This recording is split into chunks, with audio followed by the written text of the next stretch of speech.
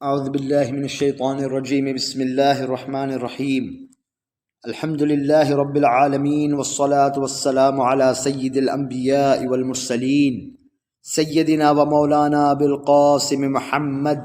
و اہل بیتہ الطیبین الطاہرین اما بعد۔ امیر المؤمنین حضرت علی بن ابی طالب علیہ السلام نے فرمایا، تمام حمد اس خدا کے لیے ہے جس کی مدح تک بولنے والوں کی رسائی نہیں، جس کی نعمتوں کو گننے والے گن نہیں سکتے، نہ کوشش کرنے والے اس کا حق ادا کر سکتے ہیں، نہ بلند پرواز ہمتیں اسے پا سکتی ہیں، نہ عقل و فہم کی گہرائیاں اس کی تہ تک پہنچ سکتی ہیں۔ اس کے کمال ذات کی کوئی حد معین نہیں،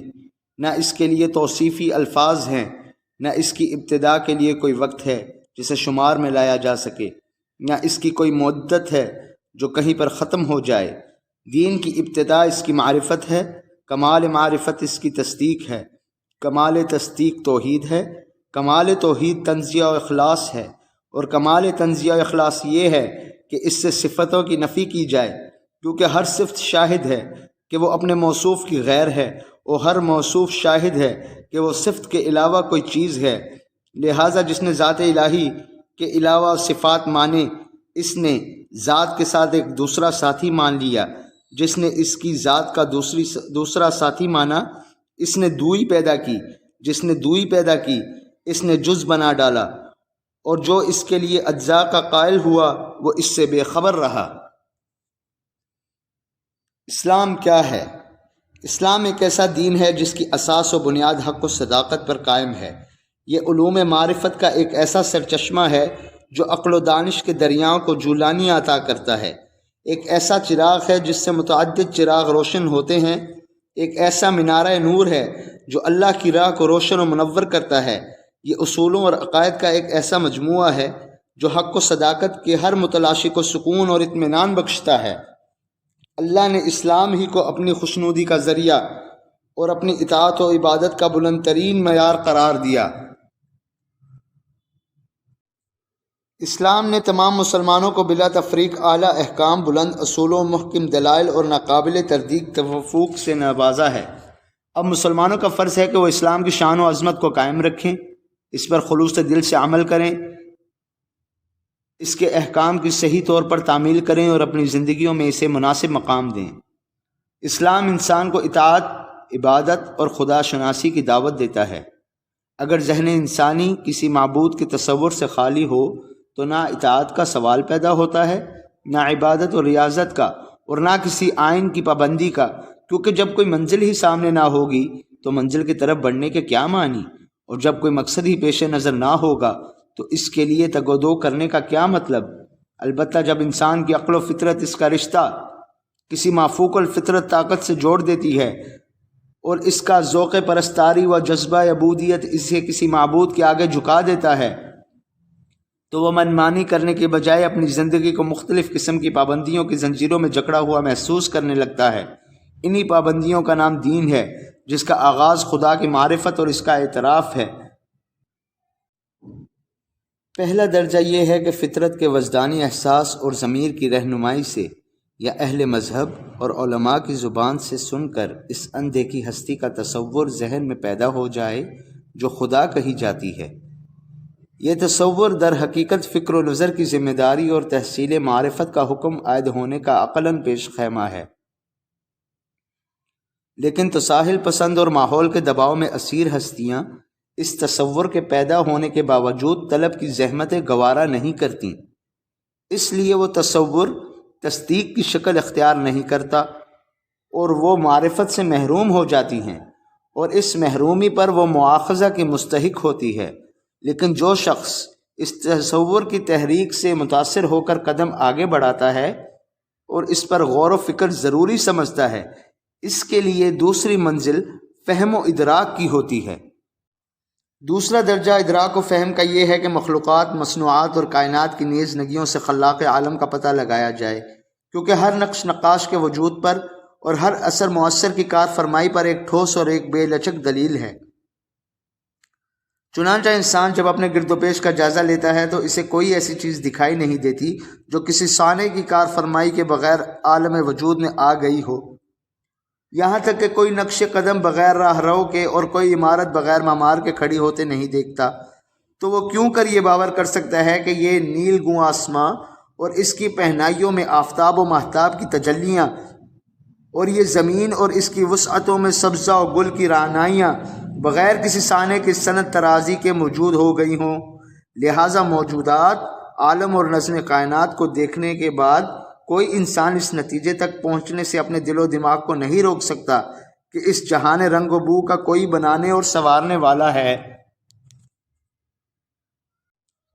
تیسرا درجہ یہ ہے کہ اس معبود کا اقرار وحدت کے اعتراف کے ساتھ ہو، بغیر اس کے خدا کی تصدیق مکمل نہیں ہو سکتی، کیونکہ جس خدا کے ساتھ اور بھی خدا مانے جائیں گے وہ ایک نہیں ہوگا، اور خدا کے لیے ایک ہونا ضروری ہے، کیونکہ ایک سے زائد ہونے پر یہ سوال پیدا ہوگا کہ اس کائنات کو ایک نے خلق کیا یا کئی خداؤں نے مل کر اسے پیدا کیا ہے، اور اگر ایک ہی نے خلق کیا ہے تو اس میں کوئی خصوصیت ہونا چاہیے، ورنہ اس ایک کو بے وجہ ترجیح ہوگی اور عقلاً باطل ہے۔ اگر مختلف خداؤں نے مل جل کر بنایا ہے تو دو حال سے خالی نہیں، یا تو وہ دوسروں کی مدد کے بغیر اپنے امور کی انجام دہی نہ کر سکتا ہوگا، یا ان کی شرکت و تعاون سے بے نیاز ہوگا۔ پہلی صورت میں اس کا محتاج ہونا اور دوسری صورت میں ایک فعل کے لیے ایک مستقل فاعلوں کا کار فرما ہونا لازم آئے گا، اور یہ دونوں صورتیں اپنے مقام پر باطل کی جا چکی ہیں۔ اور اگر یہ فرض کیا جائے کہ سارے خداؤں نے تمام موجودات کو آپس میں بانٹ کر بقدر حصہ و بقدر جثہ ایجاد کیا ہے، تو ایسی صورت میں تمام ممکنات کی ہر واجب الوجود سے یکساں نسبت نہ رہے گی، بلکہ صرف اپنے بنانے والے ہی سے نسبت ہوگی، حالانکہ ہر واجب کو ہر ممکن سے اور ہر ممکن کو ہر واجب سے یکساں نسبت ہونا چاہیے، کیونکہ تمام ممکنات اثر پذیری ہیں اور تمام واجب الوجود اثر اندازی میں ایک سے مانے گئے ہیں، تو اب اس سے ایک مانے بغیر چارہ نہیں، کیونکہ متعدد خالقوں کے ماننے کی صورت میں کسی چیز کے موجود ہونے کی گنجائش ہی باقی نہیں رہتی، اور زمین و آسمان نیز کائنات کی ہر شے کے لیے تباہی اور بربادی ضروری قرار پاتی۔ خداوند عالم نے اس دلیل کو قرآن مجید میں ان لفظوں میں پیش کیا ہے، لو کان فیہما آلہۃ الا اللہ لفسدتا، اگر زمین و آسمان میں اللہ کے علاوہ اور بھی خدا ہوتے تو یہ زمین و آسمان دونوں تباہ و برباد ہو جاتے۔ چوتھا درجہ یہ ہے کہ خدا کو ہر نقص و عیب سے پاک سمجھا جائے، اور جسم و جسمانیت، شکل و صورت، تمثیل و تشبیہ، مکان و زمان، حرکت و سکون اور عجز و جہل سے منزہ جانا جائے، کیونکہ اس باکمال و بے عیب ذات میں نہ کسی نقص کا گزر ہو سکتا ہے، نہ اس کے دامن پر کسی عیب کا دھبا ابھر سکتا ہے، اور نہ اس کو کسی کی مثل و مانند ٹھہرایا جا سکتا ہے، کیونکہ یہ تمام چیزیں وجوب کی بلندیوں سے اتار کر امکان کی پستیوں میں لے آنے والی ہیں۔ چنانچہ قدرت نے توحید کے پہلو بہ پہلو اپنی تنزیہ و تقدیس کو جگہ دی ہے۔ بسم اللہ الرحمن الرحیم، قل هو اللہ احد اللہ الصمد لم یلد ولم یولد ولم یکن له کفوا احد۔ کہہ دو اللہ یگانہ ہے، اس کی ذات بے نیاز ہے، نہ اس کی کوئی اولاد ہے، نہ وہ کسی کی اولاد ہے، اور نہ اس کا کوئی ہم پلہ ہے۔ لا تدرکہ الابصار وہو یدرک الابصار وہو اللطیف الخبیر۔ اس کو نگاہیں نہیں دیکھ سکتی، البتہ وہ نگاہوں کو دیکھ رہا ہے، اور وہ ہر شے سے آگاہ اور باخبر ہے۔ فلا تضربوا للہ الامثال ان اللہ یعلم وانتم لا تعلمون۔ اللہ کے لیے مثالیں نہ گھڑو، بے شک اصل حقیقت کو اللہ جانتا ہے اور تم نہیں جانتے۔ لیس کمثلہ شیء وہو السمیع البصیر، کوئی چیز اس کی مانند نہیں ہے، وہ سنتا بھی ہے اور دیکھتا بھی ہے۔ پانچواں درجہ وہ ہے جس سے معرفت مکمل ہوتی ہے کہ اس کی ذات میں صفات کو الگ سے نہ سمویا جائے کہ ذات احدیت میں دوئی کی جھلک پیدا ہو جائے، اور توحید اپنے صحیح مفہوم کو کھو کر ایک تین اور تین ایک کے چکر میں پڑ جائے، کیونکہ اس کی ذات جوہر و عرض کا مجموعہ نہیں کہ اس میں صفتیں اس طرح سے قائم ہوں جس طرح پھول میں خوشبو اور ستاروں میں چمک، بلکہ اس کی ذات خود تمام صفتوں کا سرچشمہ ہے اور وہ اپنے کمالات ذاتی کے اظہار کے لیے کسی توسط کی محتاج نہیں۔ اگر اسے عالم کہا جاتا ہے تو اس بنا پر کہ اس کے علم کے آثار نمایاں ہیں، اور اگر اسے قادر کہا جاتا ہے تو اس لیے کہ کائنات کا ہر ذرہ اس کی قدرت و کار فرمائی کا پتہ دے رہا ہے، اور سمیع و بصیر کہا جاتا ہے تو اس کی وجہ سے کہ میں تمہیں اس اللہ سے ڈرنے کی نصیحت کرتا ہوں جس نے تمہیں پیدا کیا اور جس کی طرف تمہیں پلٹنا ہے، وہی تمہاری کامرانیوں کا ذریعہ اور تمہاری آرزوؤں کی آخری منزل ہے۔ تمہاری راہ حق اسی سے وابستہ ہے، اور وہی خوف و ہراس کے وقت تمہارے لیے پناہ گاہ ہے۔ دل میں اللہ کا خوف رکھو، کیونکہ تمہارے دلوں کے روگ کا چارہ، فکر و شعور کی تاریکیوں کے لیے اجالا، جسموں کی بیماریوں کے لیے شفا، سینوں کی تباہ کاریوں کے لیے اصلاح، نفس کی کثافتوں کے لیے پاکیزگی، آنکھوں کی تیرگی کے لیے نور، دہشت کے لیے ڈھارس، اور جہالت کے اندھیروں کے لیے روشنی ہے۔ صرف ظاہری طور پر اللہ کی اطاعت کا جامہ نہ اوڑھو، بلکہ اپنا اندرونی پہناوا بناؤ۔ نہ صرف اندرونی پہناوا بناؤ، بلکہ ایسا کرو کہ وہ تمہارے باطن میں اتر جائے اور دل میں رچ بس جائے، اور اسے اپنے معاملات پر حکمراں، حشر میں وارد ہونے کے بعد منزل مقصود تک پہنچنے کا وسیلہ، خوف کے دن کے لیے سپر، قبر کے لیے چراغ، تنہائی کی طویل وحشتوں کے لیے ہم نوا و دم ساز، اور منزل کی اندوہناکیوں سے رہائی کا ذریعہ قرار دو۔ کیونکہ خدا کی اطاعت مصائب و آلام، خوف و دہشت اور بھڑکتی ہوئی آگ کے شعلوں سے بچاتی ہے۔ جو تقویٰ کو مضبوطی سے پکڑ لیتا ہے تو مصیبتیں اس کے قریب ہوتے ہوئے بھی دور ہٹ جاتی ہیں۔ تمام امور تلخی و بدمزگی کے باوجود شیریں ہو جاتے ہیں۔ تباہی و ہلاکت کی موجیں ہجوم کرنے کے بعد چھٹ جاتی ہیں، اور دشواریاں سختیوں میں مبتلا کرنے کے بعد آسان ہو جاتی ہیں۔ قحط و نایابی کے بعد لطف و کرم کی جھڑی لگ جاتی ہے۔ رحمت برگشتہ ہونے کے بعد پھر جھک پڑتی ہے۔ اس اللہ سے ڈرو جس نے پند و معزت سے تمہیں فائدہ پہنچایا، اپنے پیغام کے ذریعے تمہیں واعظ و نصیحت کی، اپنی نعمتوں سے تم پر لطف و احسان کیا۔ اس کی بندگی اور نیاز مندی کے لیے اپنے نفسوں کو رام کرو، اس کی فرما برداری کا حق پورا پورا ادا کرو۔ اسلام ہی وہ دین ہے جسے اللہ نے اپنے پہچانوانے کے لیے پسند کیا، اپنی نظروں کے سامنے اس کی دیکھ بھال کی، اس کی تبلیغ کے لیے بہترین خلائق کا انتخاب فرمایا، اپنی محبت پر اس کے ستون کھڑے کیے، اس کی برتری کی وجہ سے تمام دینوں کو سرنگوں کیا، اور اس کی بلندی کے سامنے سب ملتوں کو پست کیا، اس کی عزت و عظمت و بزرگی کے ذریعے دشمنوں کو ذلیل اور اس کی نصرت و تائید سے مخالفین کو رسوا کیا، اس کے ستون سے گمراہی کے کھمبوں کو گرا دیا، پیاسوں کو اس کے دریاؤں سے سیراب کیا،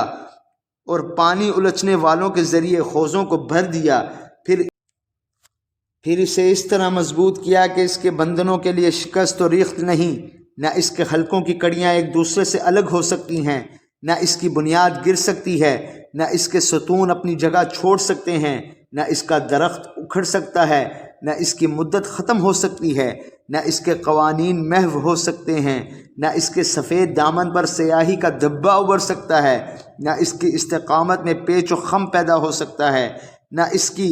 کشادہ راہ میں کوئی دشواری ہے، نہ اس کے چراغ غل ہوتے ہیں، نہ اس کی خوشگواریوں میں تلخیوں کا گزر ہوتا ہے۔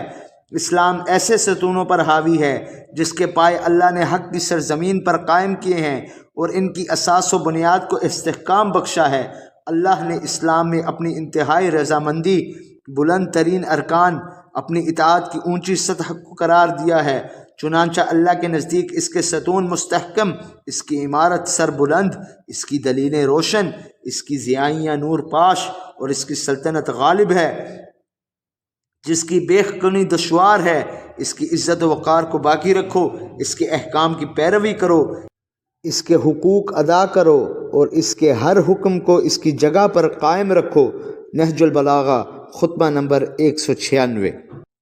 امیر المؤمنین حضرت علی بن ابی طالب علیہ السلام کے اقوال و نصائح کی روشنی میں توحید کا جو حقیقی تصور ذہن انسانی میں ابھرتا ہے وہ یہ ہے کہ خدا قدیم ہے، یعنی ہمیشہ سے ہے اور ہمیشہ رہے گا۔ خدا قادر ہے یعنی ہر چیز پر قدرت رکھتا ہے، خدا عالم ہے یعنی ہر چیز کا جاننے والا ہے، خدا بصیر ہے یعنی کوئی ظاہر و باطن اس سے مخفی نہیں، حالانکہ وہ آنکھ اور کان وغیرہ نہیں رکھتا۔ خدا متکلم ہے،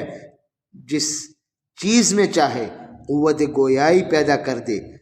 جیسے کہ اس نے درخت میں آواز پیدا کر دی جو موسیٰ سے باتیں کرتا تھا، یا پتھر کے سنگریزوں میں تکلم پیدا کیا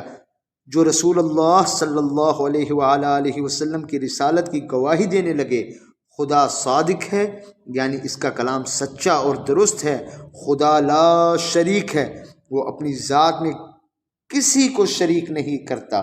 خدا مرکب نہیں یعنی وہ جسم و غرض و جوہر سے نہیں بنا۔ خدا لامکاں ہے یعنی وہ کوئی مقام و مکان نہیں رکھتا، بلکہ اپنی قدرت کاملہ سے ہر جگہ اور ہر شے میں موجود ہے۔ خدا کی ذات میں حلول نہیں، خدا ہر عیب سے بری اور پاک و صاف ہے، خدا کو کوئی نہیں دیکھ سکتا، نہ دنیا میں اور نہ عقبہ میں۔ خدا بڑا عادل و انصاف کرنے والا ہے، اور وہ کسی امر میں کسی کا محتاج نہیں۔ خدا ظالم و جابر نہیں یعنی وہ اپنے بندوں پر کبھی ظلم و جبر نہیں کرتا، اور خدا جسم و جسمانیت سے مبرہ ہے۔ قرآن بھی کہتا ہے کہ خدا شکل و صورت، جنس و جسم اور تشبیہ و حد بندی کے تصور سے پاک ہے، آنکھیں اسے دیکھ نہیں سکتی۔ چنانچہ موسیٰ علیہ السلام نے جب دیدار کی خواہش ظاہر کی تو ارشاد ہوا کہ تم مجھے کبھی نہیں دیکھ سکتے۔ افسوس ہے کہ اموی دور حکومت کے اقتدار پرست علماء کے ایک مخصوص گروہ نے علی بن ابی طالب علیہ السلام کی دشمنی اور عداوت میں وحدانیت کے اس حقیقی تصور کو یہ کہہ کر پامال کر دیا کہ خداوند عالم اپنی مخلوق کے سامنے جلوہ افروز ہوگا اور لوگ اسے 14ویں کی چاند کی طرح دیکھیں گے۔ خدا ہر شب جمعہ آسمان سے زمین پر اترتا ہے اور دنیا کی سیر کرتا ہے۔ خدا حشر کے دن جہنم میں نعوذ باللہ اپنا پیر ڈالے گا اور وہ بھر جائے گی، اور وہ اپنی پنڈلی کو